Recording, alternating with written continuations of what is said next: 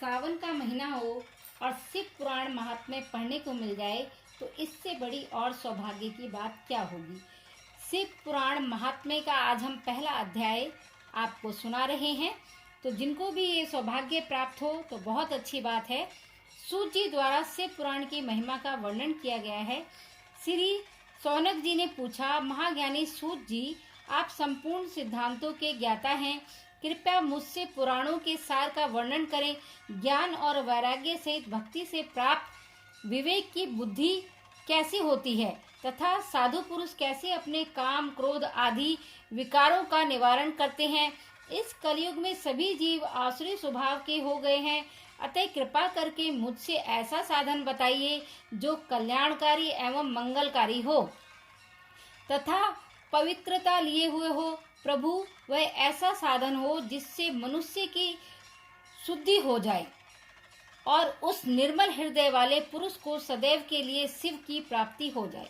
श्री सूत जी ने उत्तर दिया, सौनक जी, आप धन्य हैं क्योंकि आपके मन में पुराण कथा को सुनने के लिए अपार प्रेम व लालसा है। इसलिए मैं तुम्हें परम उत्तम शास्त्र की कथा सुनाता हूँ। वह संपूर्ण सिद्धांत से संपूर्ण भक्ति को बढ़ाने वाला तथा शिवजी को संतुष्ट करने वाला अमृत के समान दिव्य शास्त्र है। शिव पुराण इसका पूर्व काल में शिवजी ने ही प्रवचन किया था। गुरुदेव व्यास ने सनत कुमार मुनि का उपदेश पाकर आदर पूर्वक इस पुराण की रचना की है। यह पुराण कलयुग में मनुष्यों के हित का परम साधन है। शिव पुराण परम उत्तम शास्त्र है। इस पृथ्वी लोक में सभी मनुष्यों को भगवान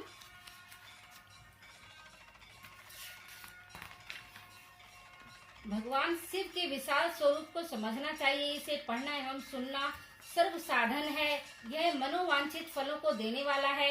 इससे मनुष्य निष्पाप हो जाता है तथा इस लोक में सभी सुखों का उपभोग करके अंत में शिवलोक को प्राप्त करता है।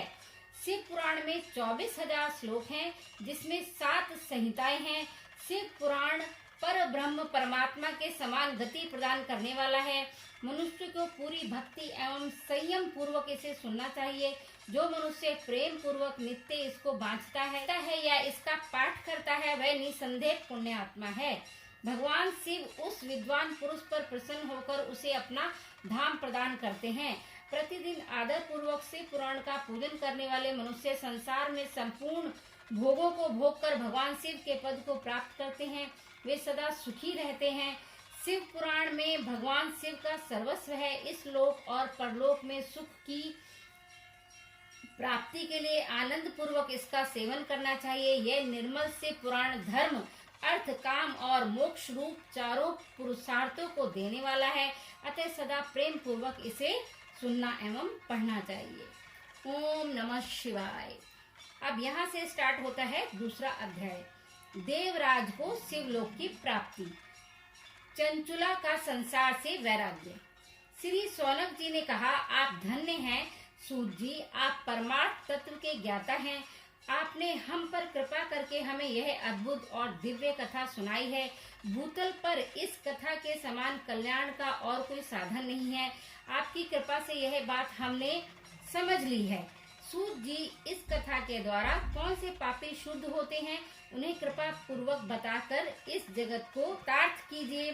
सूत जी बोले, मुने, जो मनुष्य पाप, दुराचार तथा काम, क्रोध, मद, लोभ में निरंतर डूबे रहते हैं, वे भी शिव पुराण पढ़ने अथवा सुनने से शुद्ध हो जाते हैं तथा उनके पापों का पूर्णतः नाश हो जाता है। इस विषय में मैं तुम्हें एक कथा सुनाता हूँ। देवराज ब्राह्मण की कथा। बहुत पहले की बात है। किरातों के नगर में देवराज नाम का एक ब्राह्मण रहता था। वह ज्ञान में दुर्बल, गरीब, रस बेचने वाला तथा वैदिक धर्म से विमुख था। वह स्नान संध्या नहीं करता था तथा उसमें वैश्य वृत्ति बढ़ती ही जा रही थी। वह भक्तों को ठगता था। उसने अनेक मनुष्यों को मारकर उन सबका धन हड़प लिया था। उस पापी ने थोड़ा सा भी धन धर्म के काम में नहीं लगाया था।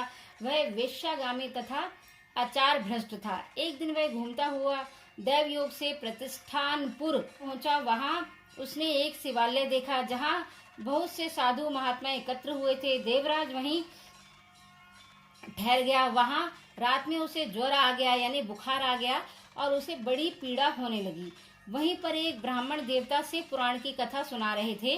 ज्वर में पड़ा देवराज भी ब्राह्मण के मुख से शिव कथा को निरंतर सुनता रहता था। एक मास बाद देवराज ज्वर से पीड़ित अवस्था में चल बसा। यमराज के दूत उसे बांधकर यमपुरी ले गए। तभी वहां शिवलोक से भगवान शिव के पार्षदगण आ गए। वे कर्पूर के समान उज्जवल थे। कर्पूर कहते हैं कपूर को, जैसे कपूर बिल्कुल सफेद होता है ना, इसी तरह से कर्पूर। वे कर्पूर के समान उज्जवल थे। उनके हाथ में त्रिशूल, संपूर्ण शरीर पर भस्म और गले में रुद्राक्ष की माला उनके शरीर की शोभा बढ़ा रही थी। उन्होंने यमराज के दूतों को मार पीट कर देवराज को यमदूतों के चंगुल से छुड़ा लिया और वे उसे अपने अद्भुत विमान में बिठाकर जब कैलाश पर्वत पर ले जाने लगे तो यमपुरी में कोलाहल मच गया, जिसे सुनकर यमराज अपने भवन से बाहर आ गए। साक्षात रुद्रों के समान प्रतीत होने वाले इन दूतों का धर्मराज ने विधि पूर्वक पूजन कर ज्ञान दृष्टि से सारा मामला जान लिया। उन्होंने भय के कारण भगवान शिव के दूतों से कोई बात नहीं पूछी।